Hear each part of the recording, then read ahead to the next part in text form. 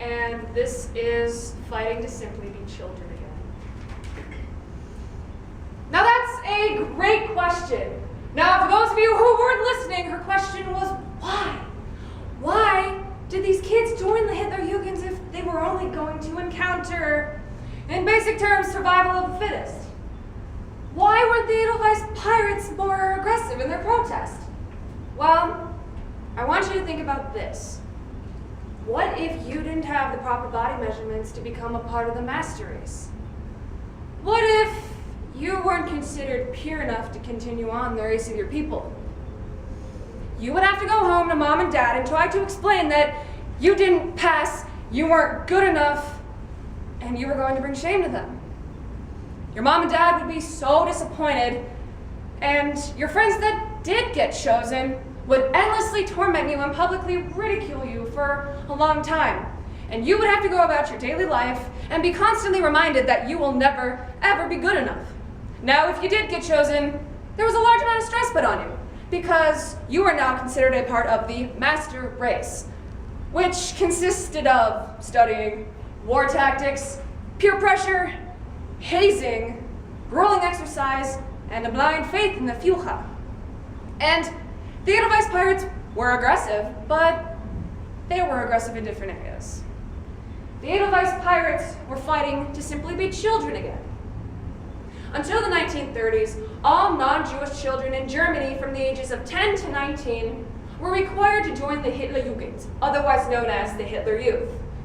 It limited their freedoms as children and required for them to follow a strict training regimen aimed at building an army.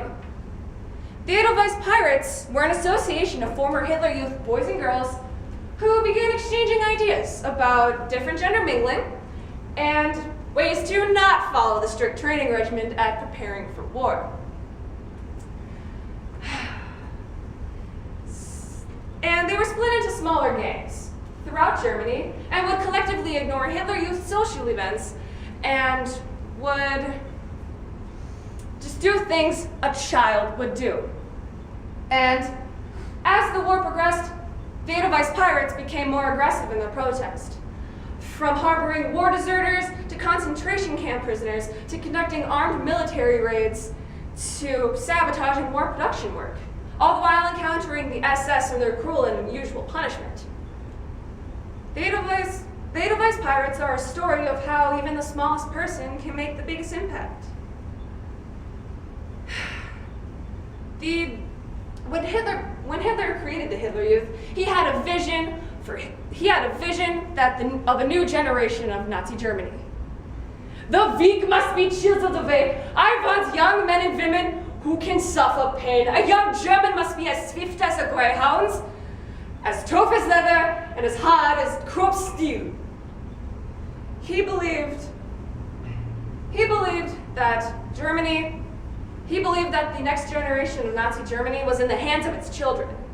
The Hitler Youth was so important to the Führer that it was just compared to being just as important as school. The Hitler Youth was started in 1922 in hopes to create the strong master race of Germany. By 1933, when Hitler became chancellor, there was 100,000 enrolled members, and let's just say that attendance wasn't very high. But when Hitler did become chancellor, 2 months into his chancellorship,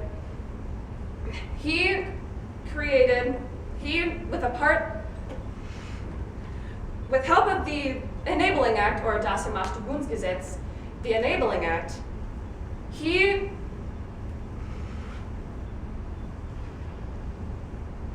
with the help of the Enabling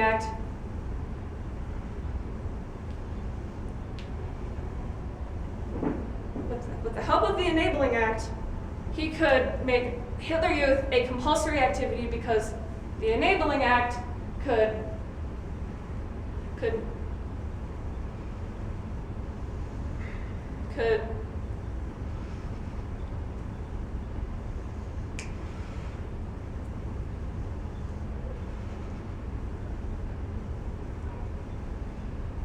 Hitler Youth could become a compulsory activity, and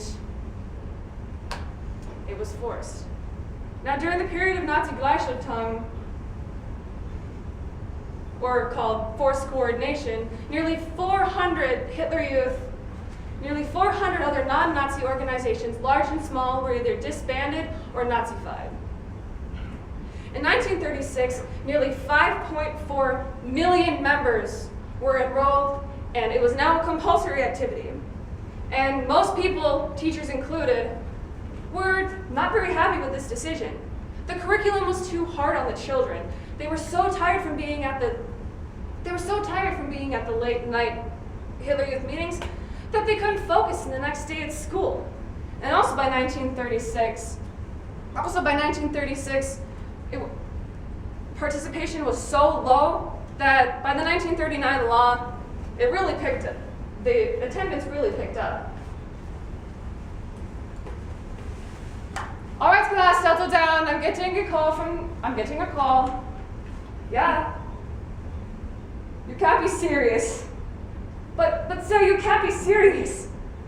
The Nazi curriculum is too hard on these children. They're so tired and they can't focus in school. You can't be. Yes, sir. I will let the children know. All right, class, settle down. Now, I've just been informed by the principal that all school organizations have been cancelled permanently. All right, now settle down. I know this is a shock, but the Führer himself has issued it, so we must go through with it. And in replace of all other organizations will be the mandatory attendance of the Hitler Youth. All boys and girls ages 10 to 13 will report to Deutsches Jungvolk at the end of the day. And all boys and girls from ages 14 to 18 will be required to join the Hitler Jugend. All right, now open your textbooks to page 394.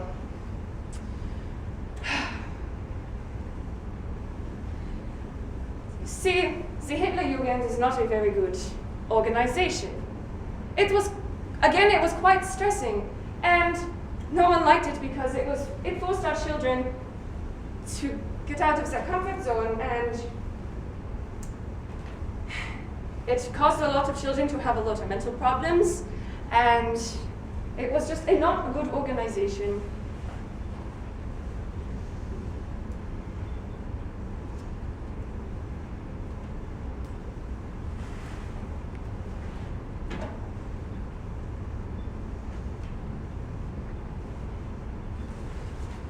You see, I did not like the Hitler Youth the moment it began. You know, but it limited my freedom as a child, and, you know, it limited my freedom as a child, and I didn't get to do what I wanted. But I did like Deutsches Jungvolk because I got to do a lot of things a child would do. I got to play outside, I got to play lots of games, and I got to join the other older boys in some of the activities they do. But once I transferred over to the Hitler Jugend, my life started to consist of studying, a lot of training, grueling exercise, and it was just terrible because I'm just so speechless that I can't even remember what I was going to say. And they forced us to do a lot of really, really scary things. Like, they forced us to run a lot, hopping up and down, running through filth, and they made us do these acts of courage, which basically, like, one of them forced us to run out onto open water over these 5-meter boards and jump into water, and some boys couldn't swim, forcing them to climb up the sides of the ravines without any proper support. It was horrible. It was just a survival of the fittest. I heard that in fun camp, that one boy drowned in the swimming pool because they forced him to swim, and he wasn't a very good swimmer. But it's just no way to live. But there's this group in Cologne called the Navajos. They are parts of this organization called the Edelweiss Pirates. And it just sounds so free. that the traveling dudes in Essen, they beat up Hitler Youth patrols. I want to join so badly, but the punishments, they're cruel. The SS or the Schutzstaffen, they I'm sorry, they publicly torture them, they publicly hang them, they put them into work camps, and it's just awful. I want to join so badly, but I can't. And I heard that 13 children in Cologne, part of the Edelweiss pirates, were hanged publicly for planning a bomb plot on the Gestapo.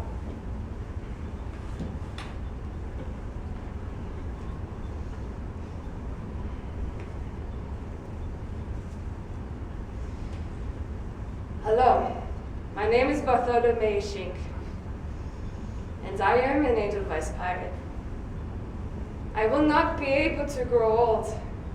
I will not be able to fall in love. I will not be able to have children, but you know what? I'm okay with this. For so long, I was forced to follow this blind faith that this big man just made me to follow, but I'm dying for something worthwhile because finally I got to think for myself. Now, you see, the Edelweiss pirates were so annoying to Hitler, but it really made Hitler quite paranoid, because it actually forced Hitler to bump up his security. And he was so paranoid that the Edelweiss pirates would come back and rise up again that he actually set bounties out for them.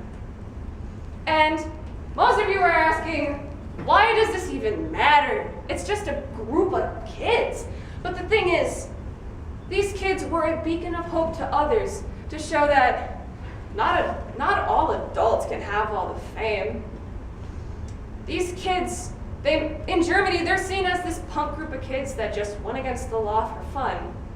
But here, they're fighting for bravery. They were fighting to have a voice again. These kids were fighting to simply be children again. Now that concludes my lesson. Are there any questions? Will you marry me?